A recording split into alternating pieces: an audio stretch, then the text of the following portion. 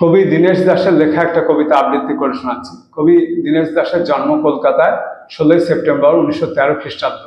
কর্মজীবনে তিনি একজন শিক্ষক ছিলেন। তার প্রথম প্রকাশিত কবিতার নাম শ্রাবণে, যেটি দেশ পত্রিকায় প্রথম প্রকাশিত হয়েছিল। বর্তমান যে কবিতাটি আমি আবৃত্তি করে শোনাবো তার নাম হচ্ছে কাস্তে, যেটি শারদীয় আনন্দবাজার পত্রিকায় 1938 খ্রিস্টাব্দে প্রথম প্রকাশিত হয়েছিল। কবিতাটি আবৃত্তি করে শোনাচ্ছি। কাস্তে। বেয়নেট হোক যত ধারালো, কাস্তেটা শান দিও বন্ধু। শেল আর বোম হোক ভরালো, কাস্তেটা শান দিও বন্ধু। বাঁকানো চাঁদের সাদা ফলাটি তুমি বুঝি খুব ভালোবাসতে। চাঁদের শতক আজ নহে তো, এ যুগের চাঁদ হলো কাস্তে।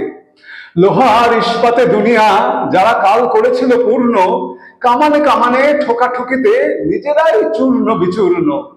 চূর্ণ এ লৌহের পৃথিবী, তোমাদের রক্ত সমুদ্রে ক্ষয়িত গদিত হয় মাটিতে, মাটির যুগ ঊর্ধ্বে।